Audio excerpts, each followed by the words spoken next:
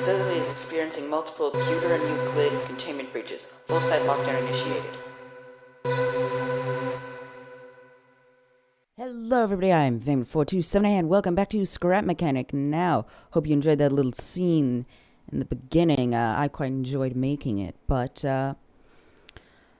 yeah, if this wasn't obvious, we're doing some SCP stuff, and I had mentioned that in my actual SCP containment breach video, that there would be something in Scrap Mechanic that I would be doing that would lead to this. And pretty much what I've been deciding to do, and I've been, quite a bit of my time and energy has been put into this, is pretty much I want to make I am making pretty much it's a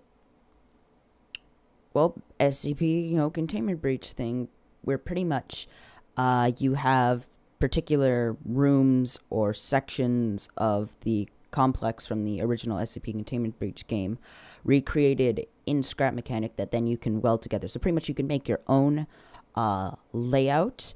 And the thing that's been taking the absolute longest so far has been making SCP-173's containment unit, mostly because I have been pretty much trying to make it have a intro sequence like you saw there. Now it's not actually finished, and I'll explain a little bit more later in the video, but yeah, so pretty much, yeah, it's the whole point is it's like gonna build your own containment facility thing and continue on. Obviously there were some mods used and things like that, like right off the bat mods and things like that, but yeah, so pretty much how the doors opened was, if it wasn't obvious, there were some sensors in some places. Those were just added after the fact, and I don't actually need them there. I just realized I should actually I just realized it's kind of a dumb thing to do. I forgot about this. I specifically... There we go. I forgot it. Smart past me planned ahead and did that. But yeah, so pretty much... Oops. We're just gonna... There we go. That was a mistake. Pretty much I had to... After filming the whole scene thing, I had to, come back in. But yeah, so pretty much it's, again, multiple sections. So in this case, this section that you see here is the... What is it? Cell. Why did it take me so long? So one of the, cell, class D cells, things like that. So yeah, I can't. How many times can I say cell?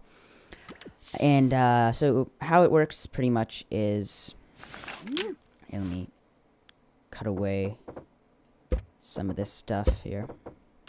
So really, this is a piece of bit memory, but it's not. Pretty much there's two types of bit memory. There's the NOR type, which is more, I use it a lot more just because it's more versatile and there's a lot more uses for it, because pretty much what will happen is, so you have an input and an output. Let me just move that over there. So pretty much if I press this button, switches over to that one, then if I press this button, it resets it, or vice versa kind of thing. So that's usually the one that I use the most, and a lot of people use it just because it's so versatile and it's pretty close to how actual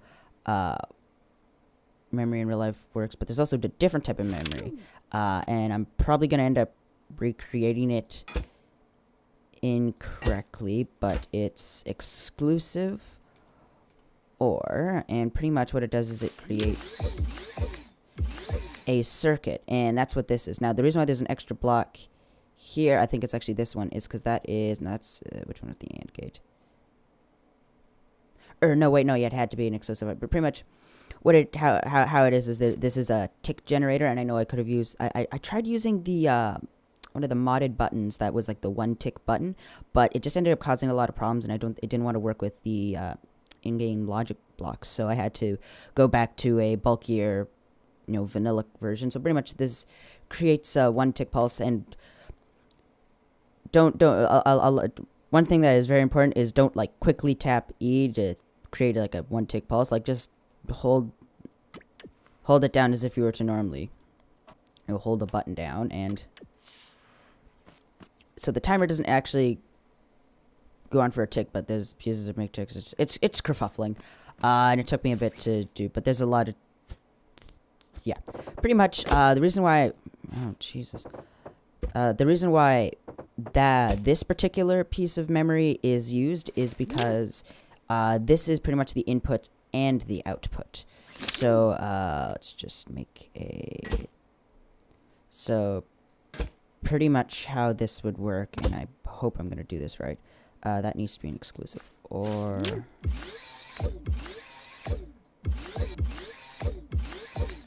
and that's two ticks. And so pretty much what this does.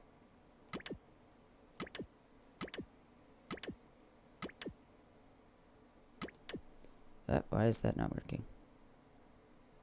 Usually that works. Oh, that's why.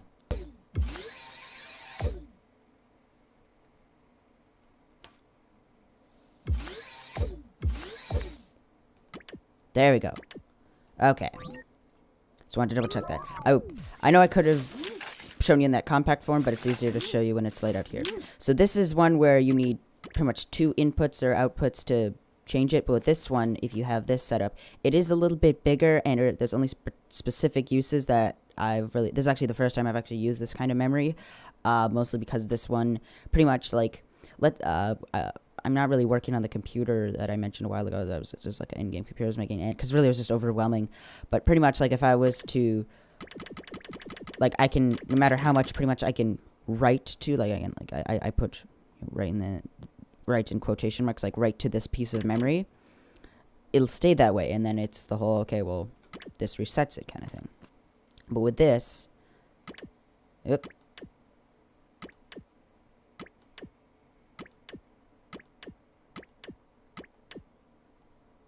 What the So pretty much you can write to that specific piece and, it turns on and off. So what that means is pretty much I can have 2 inputs from a button into an XOR gate that would be, here.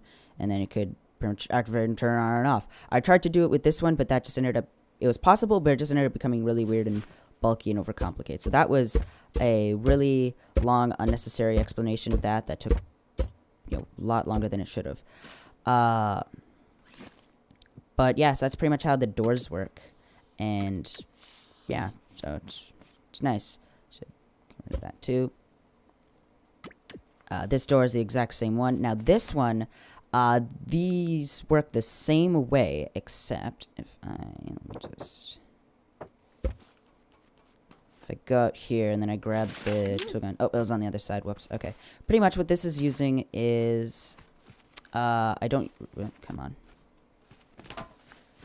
use this kind of stuff a lot just because I don't know how it works, but pretty much there's number blocks and then a math block, and pretty much this is a sensor. I can't remember what sensor it was. It's obviously a modded one. It's the smart sensor.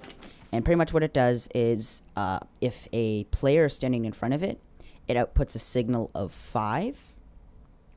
Found that out. So it outputs a signal of 5, and then I've pretty much set this block to be 5.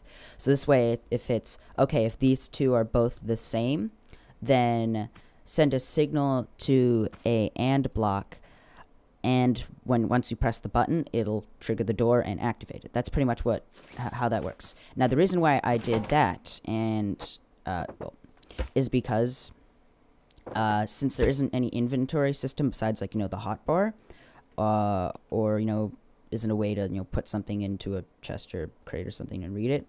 Pretty much this is supposed to be a kind of substitute for key cards. So since you can't have a key card in the this game, because again this is me recreating it in a game, pretty much this is the best I could do. And now the reason why I chose specifically the smart sensor, not just a regular sensor, is because I plan to have SCPs, walking around here, and I don't, since they're gonna have to open up a door. I don't want them to open up some doors, so this will pretty much be like a safe lock. So since the SCPs are going to be made out of blocks, well, if this detects a block, it'll only read out 4, but if a player walks in front of it, it'll read out 5. So yeah. But let's open this. I'm going on like way too long about it. Ah, shoot. That's what happens when I press the button too quickly. This is just a fake door. This is just there for show. I tried to make this as close to the actual game as possible, and I did try this. I tried to pretty much take one of these signs and change the textures for them, like actually in game, like physically go change the textures, things like that. I couldn't get it to work properly, so I just had to settle with this, and I'm hoping I spelled Euclid right. I tried to search it up, but it's weird. But yeah, Euclid SCP-173, because that's the class. Now I know from the actual intro to the most recent SCP containment breach, this isn't accurate. Like I believe what happens is you come from your cell, and then you like go through a few tunnels, then you go past like an office space, and then you come into the containment area and then things like that. I just really wanted to make it shorter and have it be a proof of concept kind of thing, because I haven't gotten to making those pieces yet, because there's some pretty big pieces, like, yeah, so,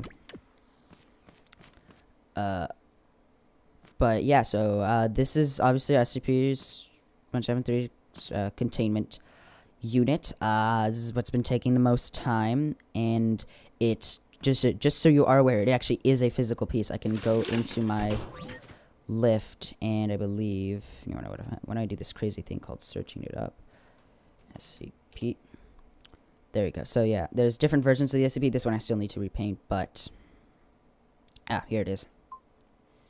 That was the cell. Yeah, so it's obviously not finished yet, but pretty much like it's very big. So we are in this area. We were in that area, so that's the one behind us. So we're standing right about there-ish, and you can see some of the logic that I'll show you guys in a bit. But it's quite big and quite complicated. That's some stuff for SCP-173. That's how it disappeared at the end. And I'll get more into it. So first off, a tour of the place. Really, this is everything right now. I can go up these stairs and come on. Open up these doors, and then there's just some black figures standing here with the light, just to pretty much, again, make it look like there's somebody up there. And again, this is still a work in progress, and I literally want to get this as close and accurate to the actual, game as possible. Like, there's no other, there's lights in here, and the way that they, pretty much, I want to recreate the intro scene, just to scrap mechanic, pretty much. And yeah, so now I don't have SCP-173 in there, just because the way that I've designed it, like the actual time you saw it jump through and cut, and then things like that, like pretty much there was actually like a big cut. Like I had to wait like another minute before SCP-173 had jumped through, just because I specifically programmed it that way. But pretty much there's a sensor here that once we walk past it,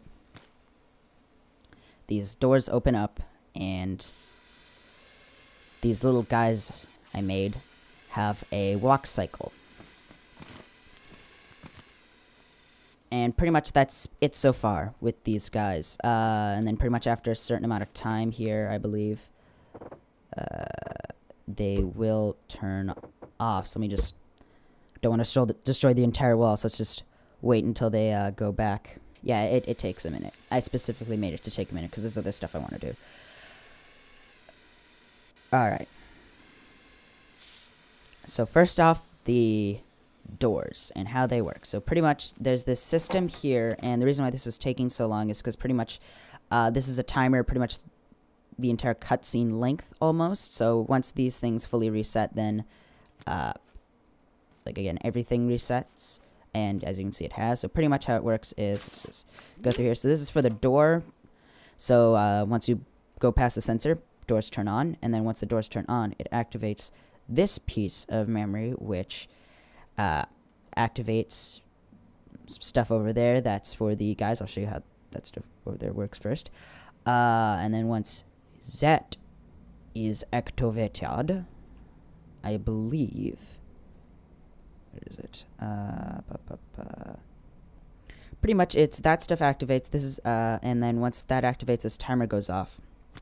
And then there's pretty much a certain amount of time between these things, pretty much until these reset, and I'll go back to the normal position. This is for SCP-173. It's kind of weird, and I can't exactly explain it well, because pretty much the order that you see the actual things go off in, the way that they, because you saw, this door opens, then they walk in, if I was to play that back, so pretty much just reset all the pieces of bit memory, this door would need to be reset first, but they'd still be in there, and there's, that wouldn't work. So pretty much it's, well, here, actually, let's just watch it first. Jeez, there we go. See, that's activated now, so pretty much. So yeah, you'll see what happens here. And then what would actually happen is, once this timer goes off, and I am going to shorten this because I think 30 seconds is too long. Let's go with 15. Pretty much what's supposed to happen is that'll trigger SCP-173's things to pretty much teleport through the wall.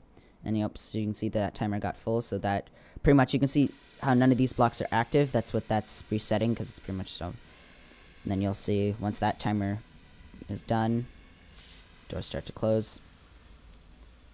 It looks kind of complicated, but in reality, it's just really things turning off at different times than they went on. And then, these things are turning off, so yeah. Pretty much, so once these, things turn on, these activate SCP-173's thing. So pretty much how it's supposed to work is, so in the actual cutscenes that you can, kind of interact with in the beginning, SCP-173, teleports around. And pretty much what I am hoping to do is have different versions of SCP-173. So pretty much there would be, so when you and the other D-class people walk in, and then it teleports to kill the first guy, what would happen is the SCP that was standing there, SCP-173 that was standing there, would actually teleport into this little place. Again, it's not finished yet. And then a second one from, again, the ceiling or something. This is all using the blink block, by the way, so you can, it teleports through these things. And then it would come down here, and then, okay, let's have a timer, that passes, and lights turn off, obviously lights are flashing. That one would teleport back up, and then there'd be one that would teleport. Again, I can't always perfectly assume, where the next person, where the person who's using this would be. For all I know, they could be, outside the map kind of thing. So pretty much then it'd teleport in another specific place. And then, another one, and then, go away, and then, the game could continue, and, let me show you then this, SCP, this one, again, this one I haven't finished painting yet, which ironically, I made this one before I made this one, but as I was making the intro one, I realized, wait, hold on, SCP-173 actually isn't, like, gray, so, yeah, but pretty much how this one, how this SCP-173 would work, and this would be, like, this would be the actual one that would be following you around in, in the facility while you're playing. Pretty much it runs off of, so obviously it's got blink blocks because that's how it, moves. And then it's got little wheels to turn around, and it just uses tank steering. And, it's also got a stabilizer in here to obviously, keep it upright. And it isn't perfect, so obviously, it'll move even when I'm looking at it kind of thing. Like, I can't control that amount of detail with that kind of thing, but pretty much here, let me flick this on, and then let me show you. So it's using the Intelligentsia mod, which is these colored blocks here, and pretty much, turn left, well, okay, it'll activate the wheels. So turning left and right activates the wheels, opposite, and then forwards and backwards activates the blink blocks. So here. So it'll try to line me up, and then if I jump, as you can see, it'll...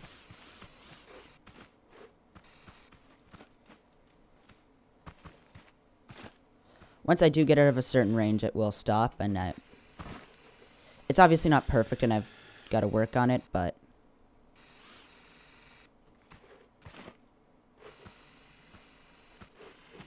But yeah, as you can see, it can move quite fast with the blink block.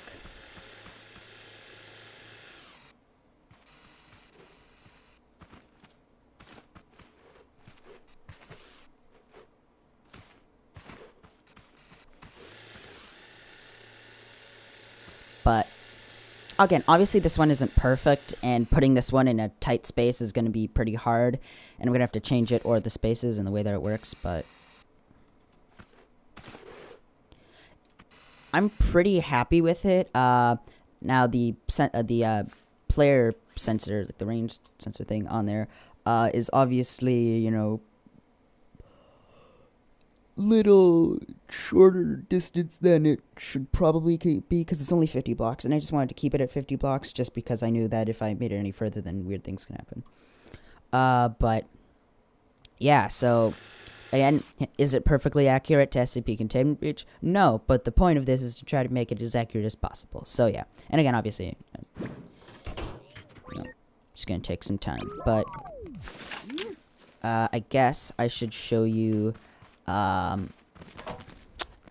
these doodads work. Oh, well, guess I activated that. So pretty much what it is it's really just a bunch of controllers and some pistons that are activated on a timer. And, you know, one set of pistons and bearings are set off a little later than another one, and then they reset once that main system resets. It's really simple. Honestly, the most complicated thing about this was getting the walk cycles to work. At least I think. And then these are invisible blocks, and there's a piece of glass here. I had my first idea about using the piece of glass was to make it so, you know, a spud gun could shoot that, and then, you know, they'd fall onto the ground, and then that would represent, you know, again, the intro scene where SCP-173 is, you know, killing them kind of thing. But again, obviously this is all a work in progress, and I wanted to wanted to get, you know, some stuff out today, and I was just, you know, yeah, but I'm doing pretty good with this. I'm just gonna lower that. But yeah, so far it's actually it's the odd thing is it's not that it's complicated. Like, it's not like these things are like the hardest thing ever. The thing that makes these things difficult and take a lot of time is the fact that since this is something that's new and it's quite a big project, like actually building these things can take a bit of time, but not as much as trying to figure out, like, you know, a bunch of this. Like, it's gonna sound really dumb to say, but one of the longest parts about this, that was part of the intro sequence, was getting these things to reset in an order that would make sure that these guys wouldn't get caught and cause any, again, glitching out or anything. Like, that was actually one of those hardest parts, because, again, my knowledge of this game isn't that much. Sure, I may have, what is it, almost 200 hours in this game, but kind of a little iffy. But now, one thing that I am going to bring up, and if some of you know, the mods that I like to use, come on, phone, there we go, some of the mods I like to use and things like that, one thing you might be wondering is, here it is, why, for the door, didn't I use a memory bit? Oh, I did not know you could do that. Hold on, wait, what? What is happening?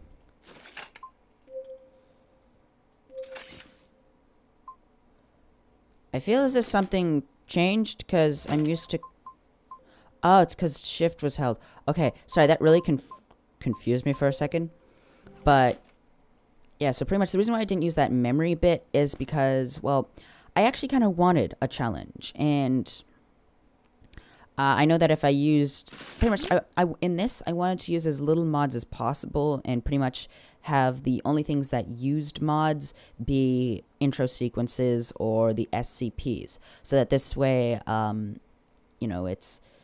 Because in reality, like, again, okay, yes, the door here, this particular one does use mods, but it's like these ones, like the actual, again, the main doors kind of thing like that, they don't use mods. And that was kind of the thing, because I know not everyone is going to maybe, again, like the fact that I use mods. And also, it's the whole, I'd like to improve, you know, my understanding of the logic in this game, so yeah. But, yeah, so obviously this is, I'm going to continue working on this. I'll give you guys updates and so on about this. Alright. There we go. But, guess I might as well go back to my sail. Okay, I was wondering, because I was kind of sprinting a lot there. Okay. But, yeah, so, let's finish this out on the toilet here. So, yeah, either way, if you guys did enjoy this episode, and be either way, if you guys did enjoy this episode, be sure to hit that like button if you want to see more of my content, subscribe, and my hands are shaking a lot. Oh, Jesus. And if you want to see more of my content, remember to subscribe and leave a comment down below, as it is appreciated. By the way, see you guys in the next one. Bye-bye!